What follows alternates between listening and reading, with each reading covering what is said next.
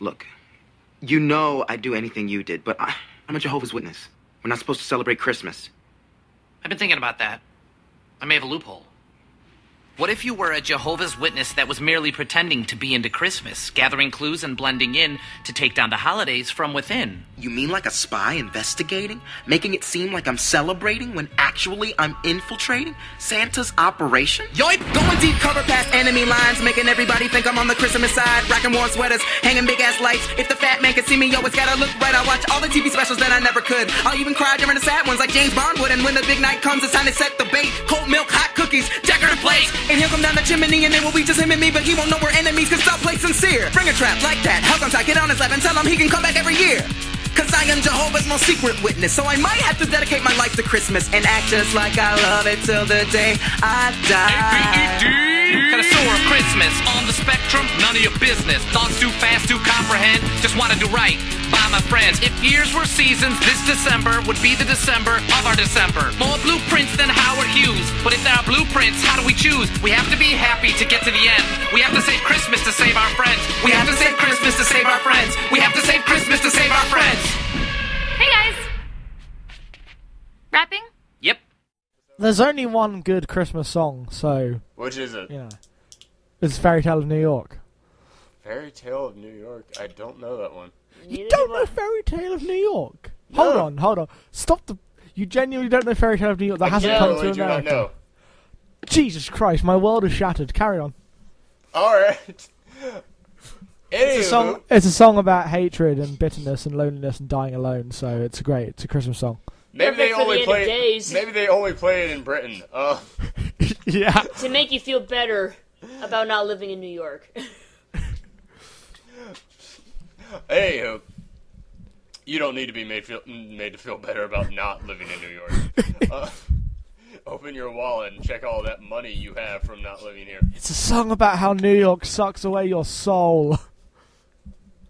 Oh, I would love it then. Anywho, based on real life. Anywho, this is actually far more of an accurate way to start our Christmas episode than I could possibly have hoped for.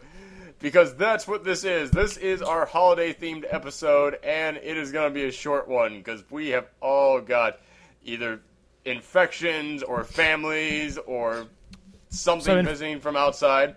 So infections, then. Yeah. Yeah, I'm recovering from a cold, so if you hear me coughing a little bit, you know why. And I'm catching a cold, so if you hear me coughing, you know why.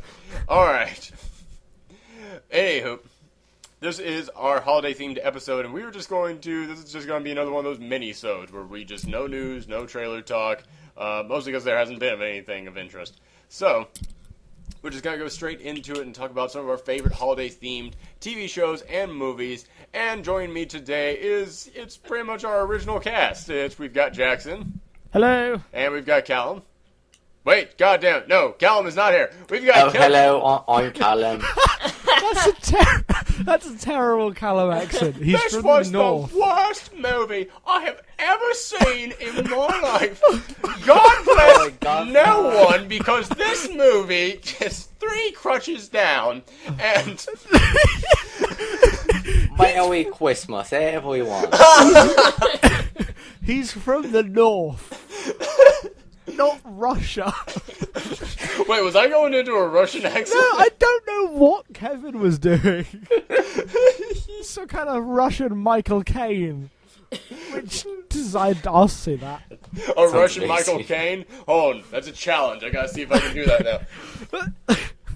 What would Russian Michael Caine sound like having a conversation with Christopher Walken at Christmas? I would watch the Russian version of Alfie. I'm trying to do both of their accents at once in my head. It's impossible. I can do the Christopher Walken. Because the Michael Caine accent, you have to start like this and go very detailed and clip with your words, and then go into the Russian part of accent. And no, I fucking can't do it. That's a very bad Michael Caine anyway. It's not the best. I'm not a good impressionist to begin with. I can only do Michael Caine doing an impression of Michael Caine. I can only do the bad impression of him from the Dark Knight Rises trailer, which actually doesn't sound like anything like him, but evokes the spirit of I have buried too many members of the Wave family. I will not bury another. which is probably the best I can do because I'm not an impressionist. I'm getting real tired of your shit, Mr. Wayne. Master Wayne. Master Wayne, all right. You know memes better than I do. Anyway, let's just start off and say, oh shit, I never officially announced who our actual other guest is. It's Kevin. No, it's Callum. Over here. That was Australian Callum. Everybody's Callum. We're going around the world with Callum. Callum's around Callum, Here the what on do the Discovery Channel. I'm Callum, from what- China, I am. What is Callum doing up past his bedtime? Oh, shit. Okay. He is going to hate us for this? Alright. Alright, anyway. So, yeah, it's Jackson, it's Kevin, it's Michelle, it's Aaron. This is one of, just a small little group getting together to do a mini-sode about our favorite TVs and movies themed around the holidays. Anybody have anyone that you want to start with? There's no real formula to our episode here today, which is kind of us, just freestyling it. Like, just spit out one of our favorite, like, Yeah, Christmas let's just start off with a specials. positive. Anybody got a positive, let's start with TV. Anybody got a favorite TV Christmas special you want to start with? I like the Muppet Family Christmas. The Muppet Family Christmas, was that the one? No, I'm thinking the Muppet Christmas Carol. What was the Muppet Family Christmas? It's Well, basically... the Christmas Carol had Michael Caine in it. Christmas Carol did have Michael Caine in it as Scrooge, which proves that Michael Caine will be in anything. Basically, Oh, yeah. the Muppet Gang goes to Fozzie's grandma's house. Oh! And, yes! Now I know it. I Yes! love that one. It Yes! had, like, Fraggle Rock and Sesame Street all show Yes, up. and Jim Henson even made a cameo. Oh, wow, that is older than I remember being. I loved that one when I was a kid. Because Yeah. when I was a kid, that was like, I know they were all made by the same people, but they were all still, like, separate things. So to see all of them come together. Yeah, that was so awesome. Yeah. It's like, I don't know if it's on, like, Netflix or anything. They don't show it on TV anymore for some stupid reason, but I know it's on YouTube, so if you want to watch it, go there. Yeah, you do. Oh. Stupid sirens. That siren always waits until we start recording. We live in a fairly safe neighborhood, but it's because we're only 3 blocks away from the police station. So, we have to suffer through this every now and again. But yeah, I love that one when I was a kid. And the one thing that I really remember about that when I was a kid was that, you're used to seeing at that point all the Muppets themselves go to different places. But that was the first time I ever saw Statler and Waldorf actually go someplace outside of the balcony. Like, I don't know why, but that was what always stuck in my head. Oh, yeah. Anybody got another favorite TV special that they want to throw out? I really like the Community Christmas episode. I think it was the second season where they all go Claymated? claymation. Community is one of those that always does a Christmas special, and they always do something really interesting for it. The first one was kind of just a regular run-of-the-mill one, although it did kind of play on the whole...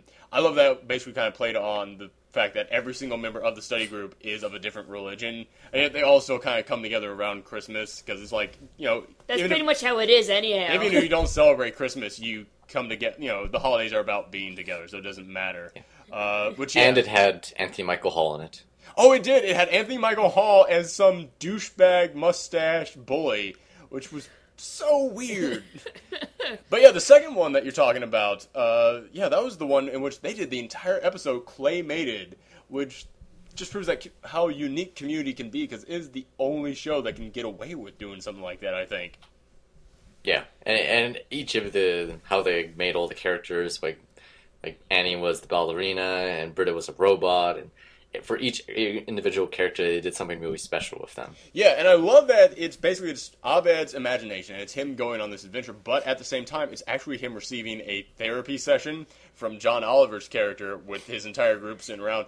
So basically, while you're seeing them on this adventure, each character is still kind of talking and acting like they're just pretending to be there.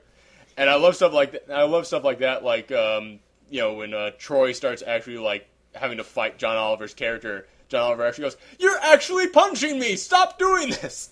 Or like, John Oliver's character would disappear by pulling open, like, just part of the scenery, and you would see the study room behind the scenery.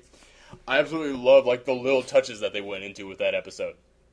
Yeah, and I loved the meaning of Christmas that Abed found at the end. Lost, yes. First season of Lost. And that was one of my favorite Pierce episodes, because At the end of it, everybody leaves except for Pierce, and Pierce is the guy who hates all this kind of stuff. Well, Pierce left because he had to go to the bathroom. Yeah, exactly. And then he just came back. And then he comes back, and then he just kind of admits, I don't want to go home. It's lonely there. And I was like, oh, you actually feel for Pierce for a moment there. I really dug that. Let's see, Jackson, you have one to throw out? I hate Christmas because I'm a bad person. I was about to say, you're our Grinch on this show. I mean... Well, bah humbug to you, too. Oh, I think that you can do great shows that bring back good spirits, but none of the really good ones I have seen happen to be Christmas related. I've probably just not seen them. I quite like the South Park one, the Mr. Hanky the Christmas Tree, mainly because it introduced the world to Carl's mum's a big fat bitch, which is... that's worth something. Well, yeah, you don't have to love a Christmas-themed episode because around like the entire idea of coming together and joy and love and all that. You know, you can just enjoy something that is able to play with Christmas in a unique way. In fact, I'll throw out my favorite. You know, I was going to say the Community one, but my second favorite is actually the American Dad first Christmas special that they do. The American Dad, I've mentioned this before, they're some of my favorite Christmas specials. Because they're just so weird, and they are just kind of in the face of everything that other Christmas specials are. Like I've mentioned before that they've done a Christmas special that was based around The Omen, where Stan had to kill his adopted grandson before Christmas, otherwise he would become the devil. Or they did a post-apocalyptic one where the rapture happened at Christmas, and Stan had to help Jesus fight Satan. Or, you know, they do such crazy stuff. But my absolute favorite was their very first one, where Stan basically, his whole idea is that liberals have ruined Christmas. And it all started with Jane Fonda back in the 70s, because she empowered liberals, and that's why, you know, they say Happy Holidays instead of Merry Christmas at retail stores. And he is visited in the night by the ghost of Christmas Past. And the ghost of Christmas Past takes him back to when he was a kid and goes, look in the window there. Can't you see how full of love and hope you are? Isn't that right, Stan? And she turns and Stan is gone. And Stan's decided, I'm in the past. I'm going to hunt down Jane Fonda in the 70s and kill her before she can empower liberals. And I love that because it took the Christmas Carol theme that we've seen 1,000 times and actually went, no, this is time travel that's happening here. And this is some man on a mission. It turned it into a time travel sci-fi story. I absolutely love that. But yeah, it's, as I mentioned, American Dad is one of those shows that, it's one of the few shows out there that every single year they want to do a Christmas special of. And there's a couple others that I can think of. Community is another one that every year they want to do a Christmas one. I love the one from season 3 where they just did a musical. Because it has some of my absolute favorite Christmas musicals in that season 3 episode. I mean, the rap about how Troy is a Jehovah's Witness, but he's going to pretend to celebrate Christmas so that he can spy on Santa. Undercover Jehovah's Witness. Undercover Jehovah's Witness. Or Baby Boomer Santa is the one that's been stuck in my head for the past couple days now. Oh, yeah. Because it's basically for obvious reasons. Yes. Because it's basically just kind of talking about how the baby boomers really did nothing, but they think they're so great. And then I love at the end, Pierce comes in and goes, you're welcome for everything in the world. And I absolutely love that one. Another one, Futurama. Speaking of ones that do weird Christmas episodes, Futurama is another one that started off so insane, where... for anybody who doesn't know, the basic premise behind the Futurama Christmas episodes is that in the year 3000, they don't celebrate Christmas, they celebrate Xmas. And they celebrate it in fear and terror because... I completely forgot this. Because the Mom's Friendly Robot Factory in the year 2500 or something like that, invented a robotic Santa that was supposed to judge children as naughty or nice, but it was programmed to judge children too harshly, so it judges everyone to be naughty. So on Xmas Eve, the robot Santa, voiced by John Goodman in the first season, comes in and just kills anyone he can find. It sort of reminds me of the Invader Zim Christmas special. Oh! I forgot that! That's another one that I really love. Another one with a fucked up, like, cyber Santa who comes and just tries to destroy the world every Christmas. Yeah, and that one, I love the Invader Zim one because it's being told by was it a snowman that was telling it? Yes. It was being told by a snowman was telling the story to a bunch of little kids, but it was, at the end you realize the snowman is actually in the far future, and it's like the last civilization on Earth living under a dome, as this big, like, inflatable killer Santa keeps roaming the Earth, killing anyone it can find. And this was a kid's cartoon, too. But yeah, so there's a lot of shows out there that make sure to do some kind of a Christmas-themed episode every single season. Doctor Who does one. Doctor Who, that was the next one I was going to. Anybody got a favorite Doctor Who Christmas? I love Voyage of the Damned. Oh, was that the Poseidon Adventure one? Yes. Yeah, HMS Titanic in space. That is a great one. Yeah, that is a great one. And that one ends with the Doctor steering a space Titanic away from the Queen of England, which, to me, that kind of sums up what Doctor Who is supposed to be. But yeah, that was a great one. I like the first one, the Christmas Invasion. I thought the Christmas stuff of it was kind of dumb, but it is a perfect introduction to the 10th Doctor, whilst also being Christmassy. That was the one where he really actually does get introduced, right? Where he just got them regenerating. Oh, yeah, right. He's asleep for like the first 45 minutes, and then he comes out and starts quoting The Lion King. It's genius. Yes. Oh, that's rude, not ginger. Rude, is that the kind of person I am? Oh, it's so good. And then you got the later ones. No, you go. I was gonna say. I also really like the Christmas Carol one. Christmas Carol. It's the one with Michael Gambon in it. Oh, is that the one where he goes back into the past and he finds a guy who thinks he's the Doctor? No, that's... shit, I love that one too. I love that one. That's my favorite, I was going to say. Yes. With the giant Cyberman. The giant Cyberman, yeah. It's dumb, but like David Morrissey is excellent, and the Jackson Lake twist is such a good twist. So, yeah, that one's great. Yeah, and I love it that at the end of that one, he kind of creates a little mini sub-Doctor, basically, because like he creates this guy who thought he was the Doctor, but then he finally realizes and he comes through, saves his kid. But now this guy from the past has got his own quote-unquote TARDIS and his own quote-unquote companion. And I was just kind of like, he kind of just created a subversion of himself in the past. But yeah, let's see. Any other regular Christmas episodes that you guys can think of? Family Guy used to do them back when they were a funny show. And I really do love the first Family Guy Christmas. But that's about as far as I can go into any Family Guy love. Simpsons have now tried to start doing that. The Simpsons have tried to start doing, like, they do with their Halloween one. The first Simpsons one is... episode ever. Yeah. First episode, yeah. That was the Christmas one. The very first... Exactly. The actual pilot for The Simpsons was a just half-hour Christmas special. And it was awesome. And it was good. It was awesome. I really like that one because it gets the kind of Christmas...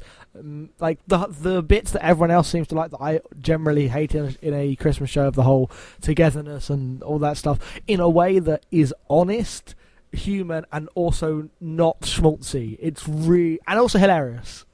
It's great. It is, and yeah, it is. That's the thing that I really love about The Simpsons when they're trying to be like a family thing, is that they do say, yeah, listen, family isn't great. There's problems to it because The Simpsons, they're first Christmas episode ends with basically Homer losing everything he had worked so hard to get. But then at the end, they get the dog, and it's like, you know what? We still got something. It's kind of like, we have something to be happy about. But yeah, there's one TV special that I really wanted to talk about, which was Emmett Otter's Jug Band Christmas. If anybody... How many of those words were made up? No, this is an actual title. It was a Jim Henson puppet. Little like half-hour TV special that they ran a long time ago. You can find it on Netflix, but I remember they used to run that every Christmas. And I adored that when I was a kid. It's it's kind of one of those gifts of the Magi kind of things in which the mom has to, in which it's Ma and her little boy. What did I say? They were Emmett Otter. They were otters. That's yes. What they were. Yeah, sorry. I had to remember because they look like beavers in it, but they're actually otters. Otter is in the title. Yeah, Otter is in the title. I should know this. But yeah, they're both broke. They have no money. They scrap and struggle to survive. But there's a talent show, and it's like, well, if I sell my son's blank, I can't remember what it was, then I can actually, get a nice dress so I can impress the judges, and then I can win, and I can make all the money, buy back his thing, and it'll be fine. And at the same time, the son is like, well, if I cut a hole in my mom's washboard, then I can make an instrument out of it, and I can play in the talent show, and I can, and then I can win, and I can get back the money. And then at the end, they both lose, but they're able to come together, and there is, they do win something there at the end. And I always enjoyed that. Shoot. I got one more. Yeah. Star Wars Christmas special. Nice! Oh, feel like we should call it Maz for this one.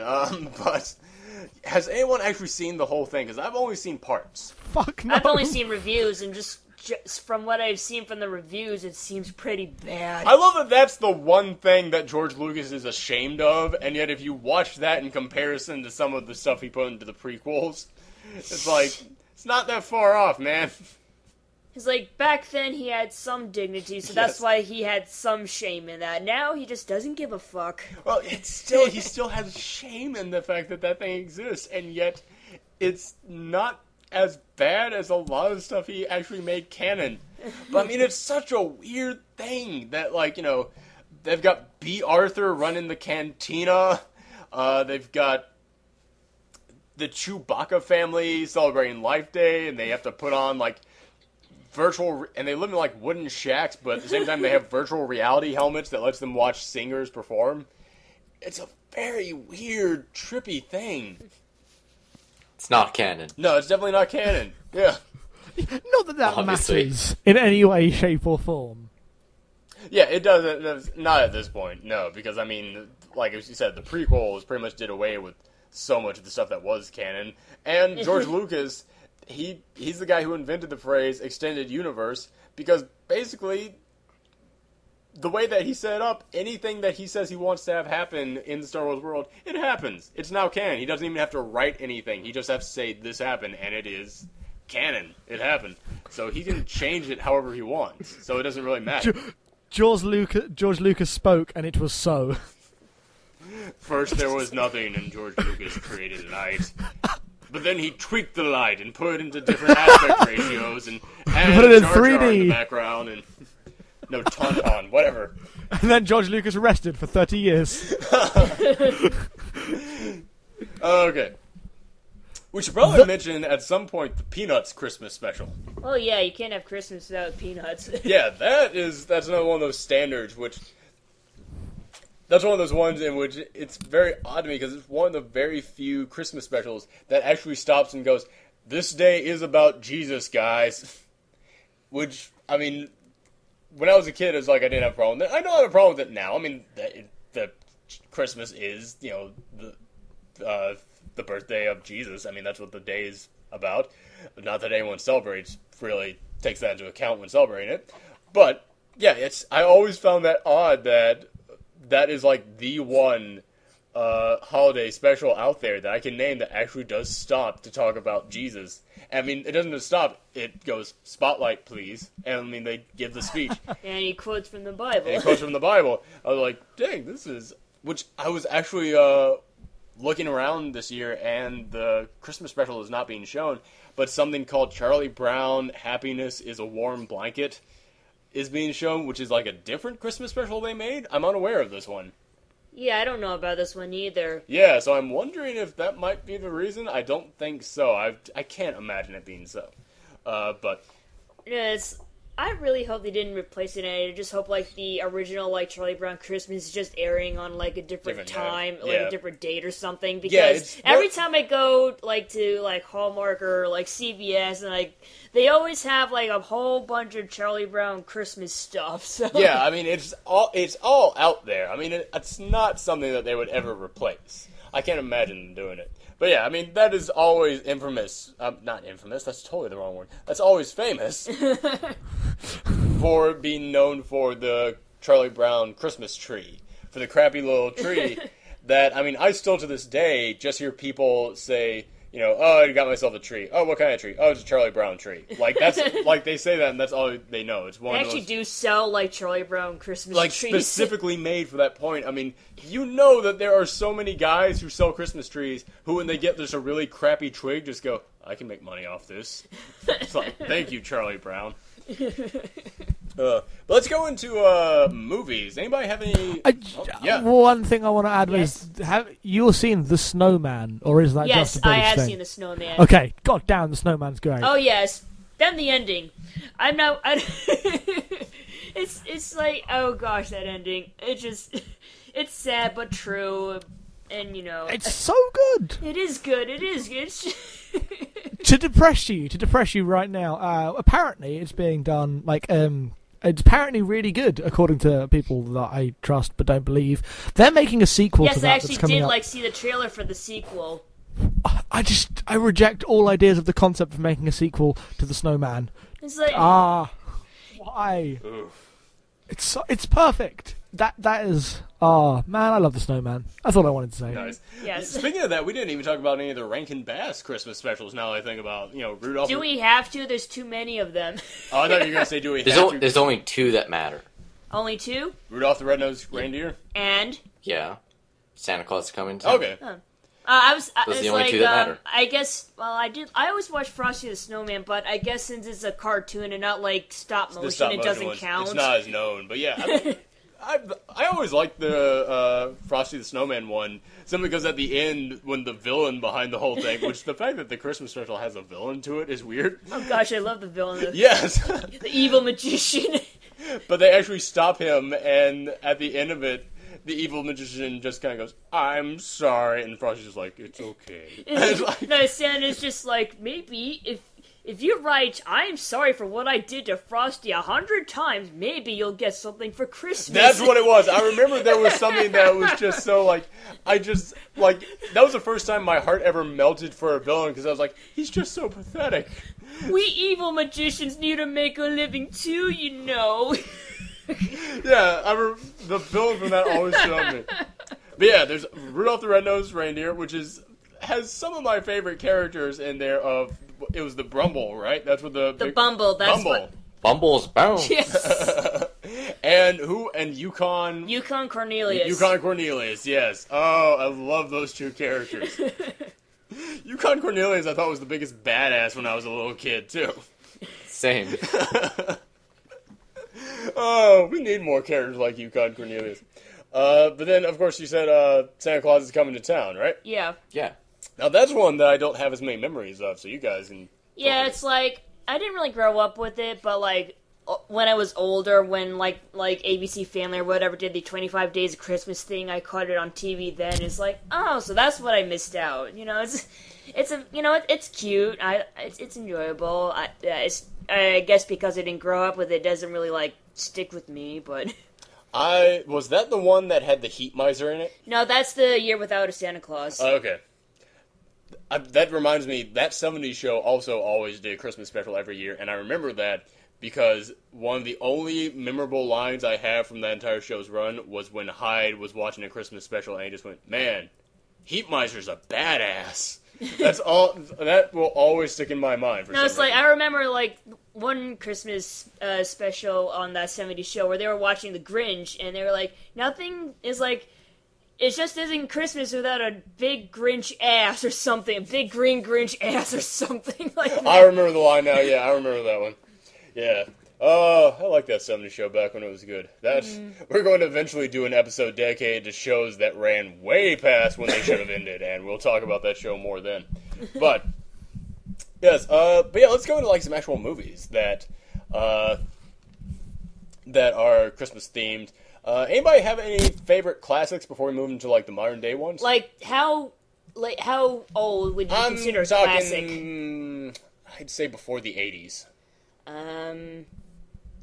Gee, I don't know. Yeah, nobody really has it. Like, there's so many famous ones, Miracle on 34th Street. It's a Wonderful Life. It's a Wonderful Life. What's the weird thing about It's a Wonderful Life? That movie, like, tanked and got bad reviews when it first came out. But that was, like, one of the first true cult classics that actually grew into popularity. Like, when did A Christmas Story come out? Oh, is that the 83? 83, yeah. That's one of the more. That's what I'd consider to be the start of the more modern ones. Okay. Which, yeah, I keep thinking Christmas Story is like way older. Yeah, yeah. Because I think the reason why is because it's a guy in the 80s talking about his childhood back in the 50s. So it seems like something set even further in the past. But yeah, I will admit, I'm not the biggest fan of classic Christmas stories, like any of the old black and white ones. Simply because they're just, I don't know, so, like, I think it's because once you get to a point, they've all been parodied or remade so many times. Yeah. Yeah, that, I mean, it loses the effect. I mean, how many times have you seen the, I wish I was never born, oh, well, then I'll show you what the world would have been like if you had never been born, kind of storyline. Which, I didn't like A Christmas Carol when I was a kid. I like it now. I'm fine with it now. But I don't know, when I was a kid, I have no idea. Maybe it's because it's a story about a guy trying to kill himself. Maybe that's why it didn't jive with me when I was a kid. Christmas Carol or It's a Wonderful Life? Oh, I'm sorry, It's a Wonderful Life. It's a Wonderful Life. It's like, wait, Scrooge didn't try and kill himself? I will gladly take any Christmas Carol remake over any It's a Wonderful Life remake. Because I always figure you can at least do a little bit more with that. Not to mention the It's a Wonderful Life things. They always have the exact same like plot and pacing to it. It's always shows you what the world would have been like. Always goes up to people and they don't recognize them. And then they find out that the world is a much much worse place without them. It's always the exact same thing. Actually, I have to stop you there. There is one parody of It's a Wonderful Life that I absolutely love. Oh, which one? Married Without Children. Oh! Wait, didn't they... Yeah, it's like Al Bundy, he's like putting up the lights and he's like, oh, this sucks, I'd rather be dead. And like, he gets electrocuted or something. And it's like, then you know, the angel shows him how happy everyone is without him. It's like, oh, and the angel's like, oh man, I fucked up. And Al Bundy's like, these people are happy without me. They don't deserve to be happy. They deserve to be miserable. Bring me back to life. Yeah, exactly. I remember the angel is just like, really? That's why you want to get... Alright, I ain't complaining. I'll get those wings. But yeah, Married with Children was another one of those series that always did a Christmas episode every single year. My favorite being, and it was a very simple one, it was like a bottle episode because they never left the couch. The entire episode was, it was just Al and Peg sitting on the couch, flipping through Christmas specials, commenting on how much they hate them. And every now and again, their neighbor would come in and ask to borrow, like, a dozen plates and a dozen paper cups. And they go, are you guys throwing a Christmas party this year? No. And then they'd open the door, and there'd be Christmas lights blaring and music playing. And then in the background, their daughter and son would be trying to get a jukebox that they stole from the back of a truck that was going to be the Christmas present to their parents, lifted by a pulley up to the second floor. Because Married with Children was famous for always just using those really crappy dummies for whenever somebody got hurt. Like those really like loose, like filled with hay, scarecrow kind of dummies. And I always found that hilarious. And that episode was nothing but just pratfalls of those dummies. But I love that episode so much because that to me is kind of Christmas. It's sitting on the couch with your loved ones, just commenting on how much you don't like Christmas specials. That sounds exactly like Christmas. Yeah, pretty much. But anyway, back to the movies. Any more, like, classic ones? Because, yeah, like, Miracle on 34th Street, It's a Wonderful Life. I'm really blanking on a lot of the other ones, because they've just been remade so many times that when I try and think of them, I think of ones I like better in the present day. Yeah, it's like, yes, Virginia, there is a Santa Claus, like... I mean, that's Miracle on 34th Street. You see, they even changed the title. They changed the titles. They do, yeah. It's the exact same one. There is one Christmas movie, old classic one, March of the Wooden Soldiers. Oh, I don't know this one. It's with Laurel and Hardy. Oh, damn. I don't know this one. Oh, wow. I have the DVD. I need to show you it. Oh, wow. Nice. Okay. I also have not heard it. But if it's Laurel and Hardy, sign me up. Yes. Nice. Well, in that case, let's just skip past the old ones, because I don't think any of us have any. So, anybody like anything from the more modern age? Because I was trying to think of the first, like, the earliest Christmas Carol. story, but all I could think of was Scrooge. To me, Scrooge is the best movie version of A Christmas Carol. I still haven't seen that, but it's like, I need to because Bill Murray, his entire job is taking films that should be terrible and making them amazing. That's all he does. That movie is great. It's I feel like most of the Christmas Carol remakes I love are because of the cast, Bill Murray and Scrooge, and A Muppet Christmas Carol and Mickey's Christmas Carol, which is the one I grew up on. It's you have Scrooge McDuck as Ebenezer Scrooge, you have Mickey as Bob Cratchit, and you have all these other characters from all these other Disney movies, and they're some of them are this part of the supporting cast, Jiminy Cricket is the ghost of the Christmas past. Then you have other the giant from the Beanstalk. Yes, it's slowly coming back. Yes, he's the ghost of Christmas Present, and Pete as ghost of Christmas Future, which I thought was fucking awesome. I love that. I love that Pete was the ghost of Christmas Future because Pete never shuts up, but the ghost of Christmas Future is known for not talking. So yeah. But yeah, there's Scrooge, which was just absolutely amazing because it's very gritty and weird with where it goes with some of the stuff. Like how the ghost of Christmas Present was this fairy who just kept beating the crap out of Bill Murray. Or Bill Murray discovers that someone froze to death in a sewer because of him. Or when they go into the future and find out that somebody that a little kid is actually in a mental institution because of him. It's that is really dark at points, but Bill Murray still keeps it hilarious at all moments. We mentioned A Christmas Story, which I've mentioned I don't like because of just personal reasons.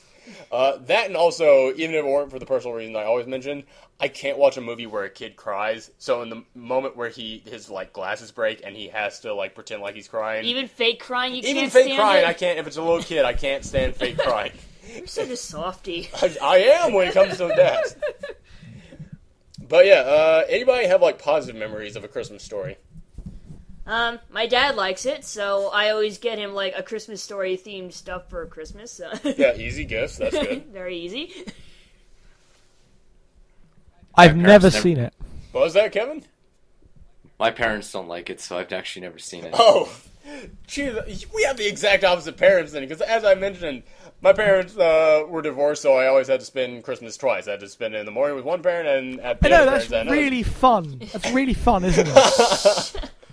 Because just what you need when you're starting to get annoyed with Christmas, when you're at that age, is 2 fucking Christmases. But what makes it worse is that both of my parents, this had to have been the one thing that brought them together. They both love A Christmas Story, and TBS would play it for 24 hours. So my mom would go, okay, we're going to watch this, and they would just have it on in the background, not allowed to change the channel, that would be the only thing on. So we would watch it about 2 to 3 times at her house. Then we would go over to my dad's place and go, no! And we'd go over to my dad's place, and my dad would go, okay, I haven't watched this all day because I was waiting for you guys to get here. We're going to watch A Christmas Story on TBS. It's on for 24 hours. And we'd watch it 2 or 3 times over there every fucking Christmas. The thing is, I probably wouldn't, hate... I probably wouldn't dislike A Christmas Story so much if they didn't, play it for 24 fucking hours. There is no Christmas movie that is that fucking good. I mean, if you did it once a year... Kiss Kiss Bang Bang. What was that? Well... Kiss Kiss Bang Bang.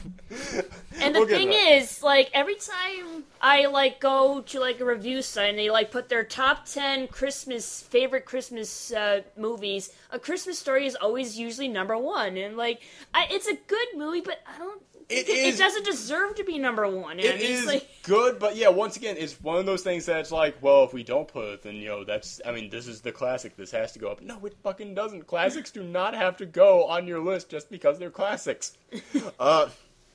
But yeah, so skipping over that, let's see, any other great ones? I'm trying to go kind of in chronological order in my mind, starting from the 80s, but I'm blanking on so many of them. There was one that I definitely wanted to talk about, but I'm forgetting. Screw it. I know one from the 80s. Oh, yeah? One Magic Christmas. I don't know this one. Oh, it's Mary Steenburgen, and basically she's a Christmas Meister Burger person. And when the husband goes to the bank he gets murdered. Ooh. And then the person who killed him takes his car with the 2 children in there and then proceeds to drive away, and then he accidentally runs off a bridge. And then one of these children becomes Spider-Man. No. However, there is an angel, Gideon the Angel, played by Harry Dean Stanton. It was going so well until you mentioned an angel showed up. And he saves both the kids. And then the daughter, Gideon saves both the children from the car in the river and basically takes the young daughter up to the North Pole to meet Santa Claus, who has a gray beard instead of white. Ooh. Sounds like the children died and they went to their version of heaven. Is this Santa the Grey instead of Santa the White? Yeah. It's a really depressing Christmas movie. Jesus It's also a Disney Christmas movie. Disney used to do dark shit. They did. Oh, man. Let's keep moving on. Going with a much more modern one. I really like Elf. I'll admit that. I kind of like torn between Elf. I mean, like, there's some parts where I find like cute and charming, and other points it's like really annoying. But that's just me. I don't know. I'm totally charmed with that thing, but if anybody tells me that they're annoyed by a movie with Will Ferrell in it, I'm not going to dispute it. I didn't like it that much when I was... Because I only saw it when it came out, so I didn't like it that much then, and suddenly everyone's saying it's like some kind of modern classic, and I'm like, when did this happen? I wouldn't go that far. Wait, but I've heard a lot of people suddenly go, yeah, Elf. I'm like, so when did Elf suddenly become a cult hit? It seemingly happened one day. No one mentioned Elf because it was an old movie that barely anyone saw, and then suddenly it was a big thing. I don't know. I think it's one of those that there are so few actual memorable Christmas movies that come out. I mean, yeah, every year we get at least one Christmas movie, but I'd say like only 1 out of every 4 Christmas movies that come out are actually memorable. So Elf kind of got designated as the Christmas movie from that era. Because, I mean, what were the other Christmas movies that came out around that time? Yeah, exactly, my point. There was you can't remember any of the other ones. That's the one memorable one that came out from around that time. So, therefore, it's the one that survived. Hey, what about Christmas with the Cranks? I know the name, I'm blanking. It's the Tim Allen one with Jamie Lee Curtis. Oh, I never saw They it. try to leave on vacation because none of yeah, their family's that one. coming home. Can we talk about the other Tim Allen Christmas movie, The Santa Claus? Claus? Yes, I love the first one. The sequels can rot in hell. The first one, I don't know, like, that was a phobia of mine when I was a little kid. The idea of you transforming into something else. So watching that, even though he's becoming Santa, I was like, no, this man is morphing into another creature. And it's like other people watch that, and I just looked at it, it's not like I was horrified by it, but... Santa stole his soul! It's not like I was horrified by it, but somewhere in the back of my mind, it was almost like a Lovecraftian horror thing on some level for me. Well, that's what happens when you kill Santa. You have to take his place. Someone has to deliver the toys. Let's think about that. Think about the fact that is a Christmas movie that actually starts with him killing Santa. But yeah, yeah, it's pretty messed up, but I still love it. But yeah, you mentioned Christmas with the Cranks. That reminds me of another just absolute horrible Christmas movie.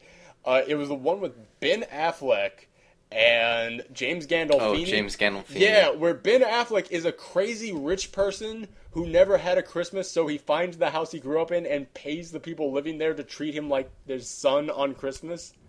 It is real life.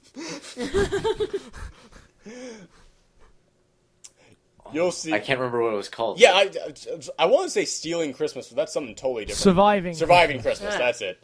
Yeah, ooh, man, that is just a creepy-ass premise.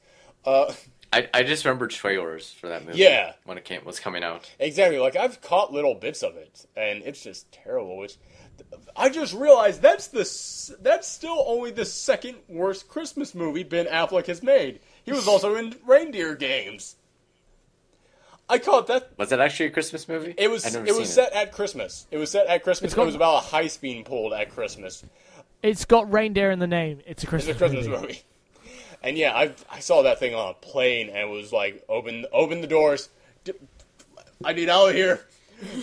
I was turning into that guy from Midnight Run. These things go down. But yeah, thank God he... Have we skipped over Home Alone here? Oh, we totally skipped over Home Alone. You're right. Yes, I was thinking about it. I was gonna eventually bring it up, but so we're gonna mention Home Alone and Home Alone 2 with the creepy pigeon lady, or not? What about Skyfall? Is Skyfall Christmas?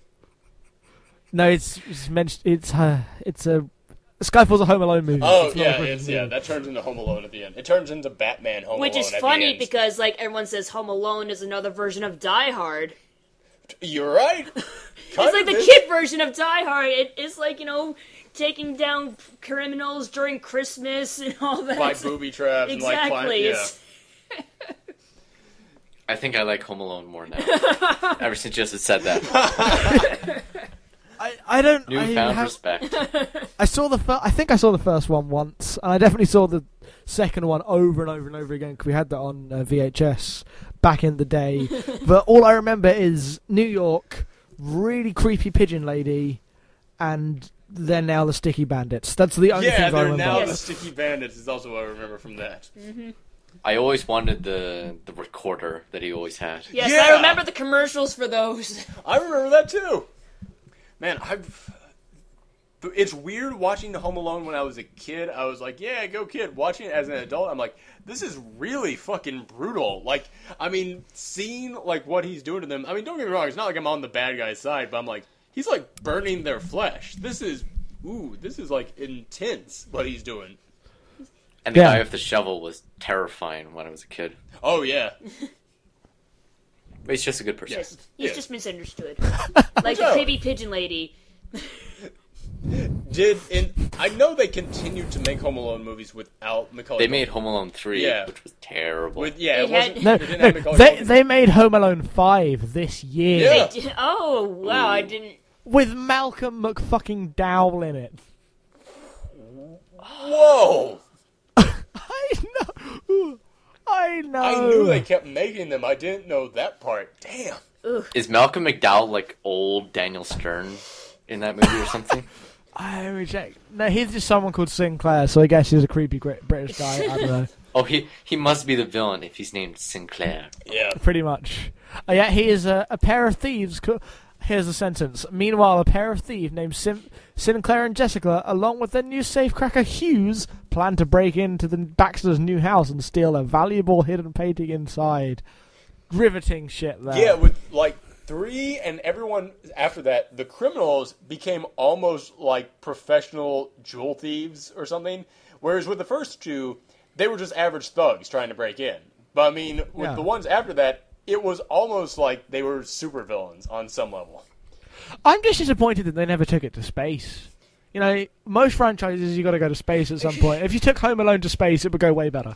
But then he wouldn't be in home. He'd be in space. No, he'd be in space home. Unless it takes place Newt in the Gingrich's future where house. everyone lives out in space. So Jason X tries to break into Macaulay Culkin the 15's house, space pod.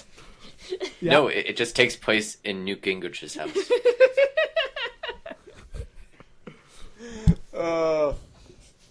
Well, it isn't actually. Home Alone in space is basically Alien, so... Yeah. Holy fuck, it is. It's more Alien 3, actually. This is weird. It's 3 degrees to Home Alone.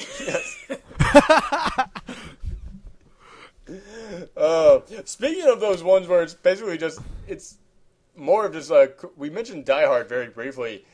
There's 3 solid action films, action/crime films, that take place at Christmas that Christmas doesn't play into it that much, but in a way it kind of does. There's Die Hard, there's Lethal Weapon, and there's Kiss Kiss Bang Bang.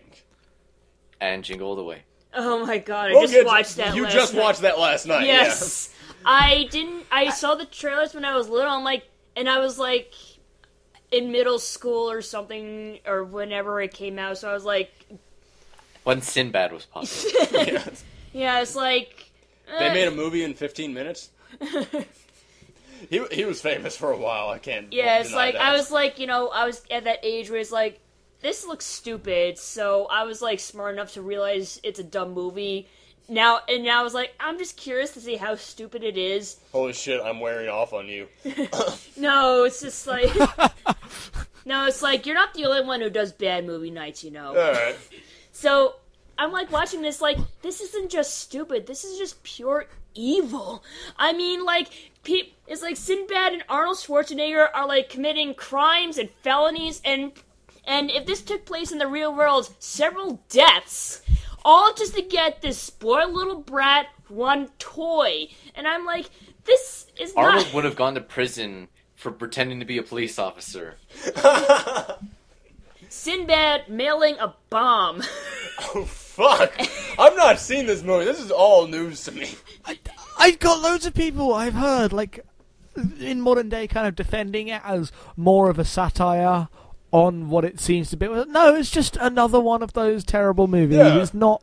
It's not cleverer than it seems. It really is that stupid. Yes, and like, spoiler alert, the little kid giving away the toy does not make up for all the shit Arnold and Sinbad did. They still have to go to jail for everything they've done.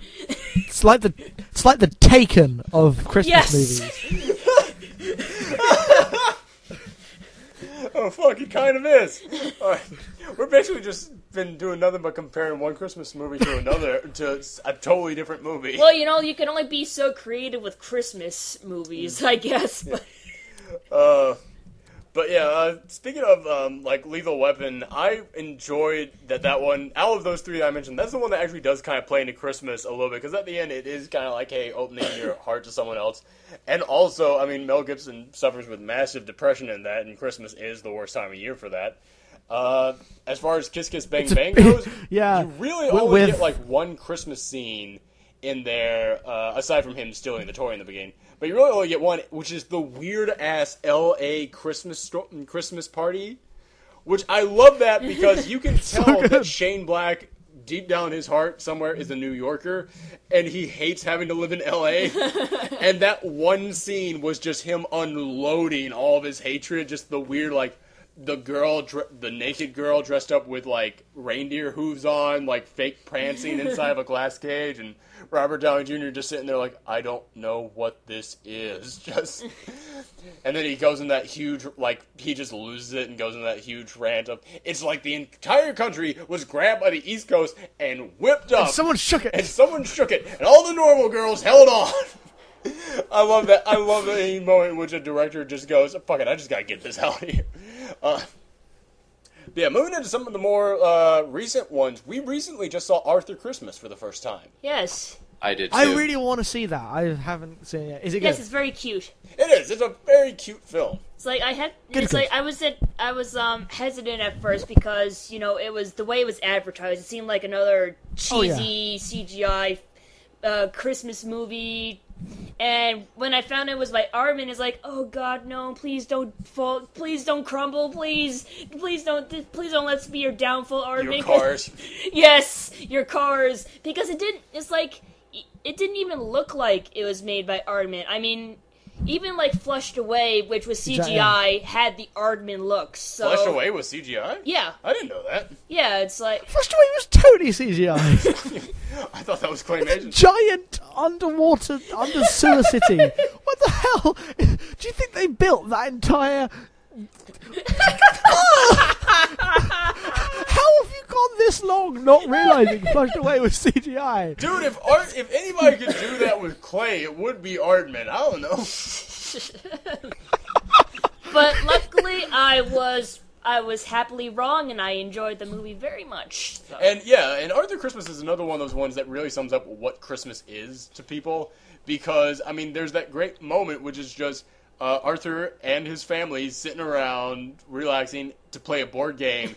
And it's nothing but family tension, just just the family members staring at each other from across the table. It's very much just what Christmas is, sitting down to play the board game, even though nobody really wants to. Yep. But once again, it is another one of those, like, Arthur is the whole he basically is pointing out what Christmas is supposed to be. Whereas my one problem with that was that basically, Santa has two sons. One who's totally on the ball, but doesn't have the spirit of Christmas. Arthur has the spirit of Christmas, but he's a big goof up. But my problem with it was that Santa himself, I was watching going, how the hell did you become Santa? Because he was basically just like some doddering old man. Well, it was probably like good back in the old days, but you just got older. Back in his heyday, yeah. Because, we also see Arthur's grandfather, who used to be the Santa before him. And I love that guy. I love that character because he is such an old coot. Just no other word for it. Like, he's the guy talking about, in my day, paint was made out of lead and we liked it. Like, that kind of an old coot. It's like, that's another thing I liked about Arthur Christmas. So, like, it shows that that both old-fashioned and high-tech have their good sides and their downfalls. So. Yeah, exactly. I mean, there's problems to both. Exactly. Yeah. Once they get to Toronto, I think that movie gets way better. Yes. Yeah, once they actually go out there into the world, that becomes a lot. You would say that, wouldn't you? Well, at first I wasn't sure when they almost hit a tower, it's like, that looks a lot like the CN Tower, and then they get to the, like, half-crescent building, it's like, okay, that's Toronto City Hall, this is Toronto, and then they hit a sign that says, Toronto. I was like, perfect. Nice. I like the fact that they say, "Oh, we're gonna cause a scene." It's like, it's Toronto, it's Canada. No one lives here. You don't have to worry. Yeah, it was an old. Yeah, that was the old Santa because the old Santa has not been out of the North Pole for about 100 years. It was like 70 years was the last time that he went out. So he has this old map that he's using to guide around, and he's like, "Yeah, nobody lives in Canada." Yeah, and it's got a great ending. Yes, it does. Really like the ending. I haven't seen it.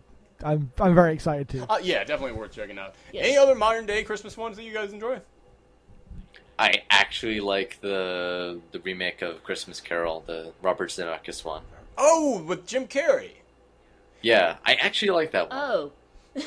I never saw it, but... Oh, okay, you never saw it. I was about to go, oh, sure, we're about to have a throwdown here. No, it's just, I'm just kind of, like, thrown off. It's like, it was like back when 3D was new, so they're, like, shoving everything in front of your face and everything, and I'm just looking at the trails like, is this scene really necessary? So, yeah, that's why I never really saw it. It just kind of threw me off. I've heard a lot of people really digging that, yeah.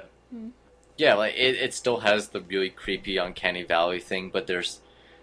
Like, there's one scene where the ghost of future is, like, chasing Ebenezer Scrooge, and he turns little and becomes a little too cartoonish, but there's sequences in that movie that are actually really effective and stuff that really works. Even if everybody looks like a zombie. Nice. Yeah, and Jim Carrey's actually pretty good in that movie. Jim Carrey, despite the fact that he's now just taken any script that he can get, including Mr. Popper's Penguins, he is still a talented guy. So, I mean, when someone knows how to use him, they can make really good stuff. And there's I did see it in theaters when it came out, and it actually did have some interesting uses of 3D when I did see it. Yeah, nice. Right. So. Speaking of Jim Carrey and Christmas, how do you guys feel about The Grinch? I don't.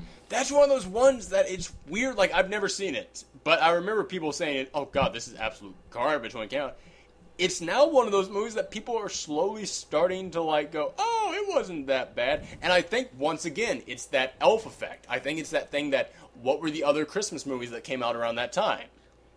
Well, Polar Express. I just thought Polar of that. Express. I'm gonna watch that this year. Polar Express is a weird movie. I'm gonna watch it. I've only seen bits and pieces, but I'm gonna sit down and watch it. The problem with Polar Express and The Grinch is that they try and stretch out like a short story, and that I really hate it when movies do that. I'm sorry. But at the same time, so does Cloudy with a Chance of Meatballs. Cloudy and the Chance of Meatballs is the only one that has gotten it right. I have yet to see another movie. They did it by doing a completely different story, not by fair. Stretching out. Yes. Thank you. That's exactly right. Yeah, my argument is I've seen many original films based on nothing that are clearly stretched out things that could only hold about 30 minutes. So hey, guess what? I finally saw Cloudy with a Chance of Meatballs. Oh. You'll convince me to see it. How'd you like it? What do you think? It's good. Yeah, it's good. Yay! Go. Yay! Damn right. It runs a bit thin at the end, but it still works. It's still pretty funny. Mm-hmm. I like my ending. My ending's too. I made my own ending, and I stuck by it. That's what happened. Anyway, carry on. Oh, yeah. But speaking of a lot of CG films that have come for Christmas, I'm hoping that this is the one that is this 4 year spans Christmas one that survives and goes on, even though it's not going to make its money back in America. Rise of the Guardians, because we talked about this literally the day I had seen it. We did an episode and I talked about how I had seen it, and I was like, it's really good, but it's all right. The more I think about that, and the more I go back to it, it's like, I really fucking dig that movie. Like, the more I think back to that movie, the more I'm enjoying it. It's so good when that happens, because normally movies get worse in my mind as they go on. Yeah. It's so good when you get a film that can actually get better retroactively thinking about it. And Aaron's heart grew 3 sizes that day. Full measuring device. Oh, you should go to the hospital for that. It's dangerous. It's a tumor. You got a murmur, son. Merry Christmas. The Grinch's heart grows 3 times in size. He lifts up the sleigh and saves Christmas. My heart grows 3 times larger. I'm just sitting in the coffee shop and go, I actually think I do like Rise of the Guardians. That's as big as I'm going to get. That's as big as my heart's going to get. That movie was pretty good. But no, I think the reason why I wasn't that big on it when I came out was because I was like, well, that really was just a kid's film. But, I mean, the more I'm thinking about it, I was like, of course it fucking was a kid's film. It had the Easter Bunny and Tooth Fairy in there, you moron. And as far as the kid's film goes, that was a fucking good kid's film. Like, I keep thinking back to, at the end of that movie, I was trying to deny it. But the more I think about it, I was like, no, I actually was starting to tear up at the end. That actually was, really hitting me there at the end. And I mean, it's still on over here. Should I go and see it? You know what? It's fun. I would really enjoy it. I would really say, maybe, I don't know if you guys have different prices throughout the day. If you do, to be safe, I'd say see it at the matinee price, the cheaper price. But you know what? I had a good time. Get some 3D glasses because it's, it looks visually incredible. And it's not just the Christmas movie either, Rise of the Guardians, because you can watch it during Easter because there's the Easter Bunny. Not only can you watch it during Easter, the very weird thing is that movie doesn't actually take place at Christmas. It takes place at Easter. It takes place at Easter. Wait, what? Yeah, really? Yeah, it takes place at Easter, but the whole world is just. But Jack Frost is the hero, so there's snow everywhere, and it has Santa in it. And it was released at Christmas. So I'm sorry, it's a Christmas movie. But it does take place at Easter. But Jack Frost is in there, too. Yeah, Jack Frost is the protagonist, so... Yeah, it's like the Easter Bunny, holds a grudge against him because he, made it snow one Easter, and it's just... It's like, Easter, ho! Yeah. Blessed of 87, eh? Yeah. Easter Sunday. That's my best Calvin impression. And the Easter kangaroo. Excuse me? I'm the bunny. I was thinking, what the hell are you doing? No, that's a line, yeah. Oh, that's Callum. No, that was an Australian impression, but I realized, once again, I can't do impressions. But no, I'm really digging that. And yeah, it is fun when it's working, and they do something in the middle of it that, I know you like the darker stuff. They do something in the middle of there in which I was like, holy shit, they did this in a kid's movie. It gets kind of fucking dark in there. And also... Even though we're talking about how this is all about Santa, about Russian tat sleeve Santa, and how it takes place around the Easter Bunny time. And you mean Russian Alec Baldwin? Russian Alec Baldwin, yes. No, he actually does play a character, and he's actually pretty darn good in there. I gotta say, I think the breakaway character from that was the Sandman. The Sandman is basically the Hulk of this movie. You don't see him in action all that much, because he's the Sandman. He's sleeping most of the time. But when he's in action, it's like, holy shit, they have a Sandman. Yeah, it's like, even though, the villain, Pitch, he actually, flinched when he saw Sandman, which is funny because he's just this cute, chubby little guy, and, he doesn't pajamas, even... yeah. Yes, and he doesn't even talk. He uses his sand to, make pictures and stuff. Yeah, he communicates through Pictionary above his head through little sand images, but yeah. It sounds like that scene from How to Train Your Dragon where Toothless gets his stick and starts drawing over the ground. Kind of, yeah. But yeah, once again, How to Train Your Dragon, so good, but not at Christmas. Anybody have any other ones you want to throw out before we go? I finally saw Love Actually. Oh! Oh, how is that? That movie has zero qualms about being completely sentimental, and you know what? That's kind of awesome. It's really funny, too. Christmas lady stories. I wish Stacey was here to give us a Christmas lady story update. I love that she actually wrote that article. I love that. Like, yo, Christmas lady stories, check it out. I was like, amazing. Nice. That was so great. all my favourite, like, technical Christmas movies are just very tangentially set at Christmas, like Kiss Kiss Bang Bang and LA Confidential, which starts at the beginning of Christmas. Gremlins. Oh, fuck Gremlins! Yes! That does not seem like a Christmas movie at all, but it does take place during Christmas. And not to mention, the only thing that really relies on Christmas is the girl telling the story about her dad dying at Christmas dressed as Santa. Because he got stuck in the chimney. It's the darkest fucking thing! But yeah, that is another great, freaky-ass movie that just happens to take place at Christmas. Oh, shit. And Gizmo's adorable. Well, Gizmo is adorable. Yes. Don't feed him after midnight. Don't get him wet. Wait, what? Can I just say, I love the fact that The Gremlins is one of the few film franchises from the 80s that had 2 installments, and no one is trying to make the third. They talked about it for a little bit, and then they just went, this is fucking stupid. No. That second movie's weird. Yeah, it's like, where do you go from there exactly? The second movie I still like, but in a totally different way. That is it's almost like 2 different franchises. It's like, yes, it's its own entity. Yeah, exactly. But yeah, anybody else have any other ones that you want to throw up? I remembered a TV episode Christmas special. Oh, which one? There was an episode of Chuck, and it was basically Die Hard, and they got Reginald Johnson to come back and play basically the same character from Die Hard. Oh, cool. It was awesome. Nice. Alright. Well, that about sums up our Christmas special here. I started off by calling this the holiday special, and I've been racking my brains the whole time to go, there has to be some Hanukkah specials or some Kwanzaa specials. 8 Crazy Nights. Fuck that. God damn. One Christmas, I actually, I was having a weird, awkward Christmas with my family, and somebody just said, why don't we all go to the movies? And I was like, oh yes, thank God. And I went to the movies, and we all just split up, and I was like, I'll see 8 Crazy Nights. Just get me away from my family. I go in there, and I went, oh my God, this movie is worse than spending the weird, awkward Christmas with my family. I should have seen Treasure Planet. You should have seen Treasure Planet. That didn't come out Did you have the choice? Yes, it did. Oh, fuck. Yeah. Did you have the choice? No, I didn't have the choice. I saw Treasure Planet, opening weekend. It's like, I remember because, I was spending Thanksgiving with my cousins and, 8 Crazy Nights and Treasure Planet came out. It's like, I wanted to see Treasure Planet because, I like Disney, but, my cousins were like, ew, Disney, that's baby stuff. Let's go see 8 Crazy Nights. I'm like, okay. That's totally grown up. Yes, because... Oh, man, that is... Nothing more grown up than Adam Sandler. Yeah, sorry, Hanukkah. You need better specials, man, because that cannot be your only one out there. That is, holy fuck, that is one of the lowest points in Adam Sandler's career, and his career is nothing but low points at this moment. Jeez, that is, oh god, that movie makes me angry. So let's talk about some more.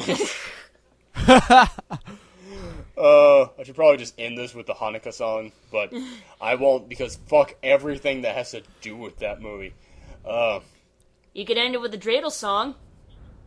Dreidel, dreidel, dreidel. I made it out of clay, and when it's dry and ready, it's dreidel I shall play. Haba Nagira, Haba Nagira, Haba Nagira. I don't know the rest of the words of this song. Alright. But yeah, I want to thank Jackson. I want to thank Kevin. I want to thank Callum, who is here in spirit. The ghost of... Hello, everyone. Callum is inside all of us in our horrible accents. I'm Callum. Ghost... Man, I really should have created that Callum soundboard.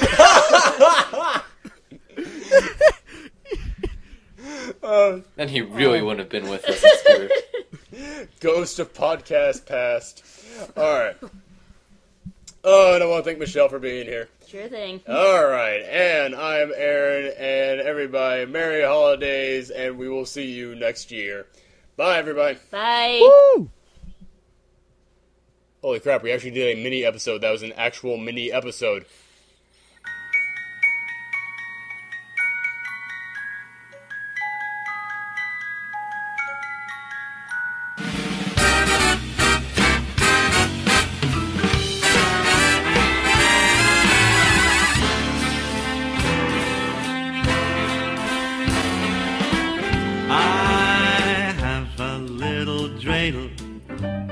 made it out of clay. And when it's dry and ready, then dreidel I shall play. Oh, dreidel, dreidel, dreidel, I made it out of clay. Oh, dreidel, dreidel, dreidel, now dreidel I shall play. It has a groovy body with legs so short and thin. When it's very tired, it drops and then I win. Oh, dreidel, dreidel, dreidel, legs so short and thin. Oh, dreidel, dreidel, dreidel, it drops and then I win. Nes gadol haya sham, a great miracle happened there. We light the candles for 8 nights, it's happening everywhere. My dreidel's always playful, it loves to dance and spin. A swinging game of dreidel, come on now, let's begin.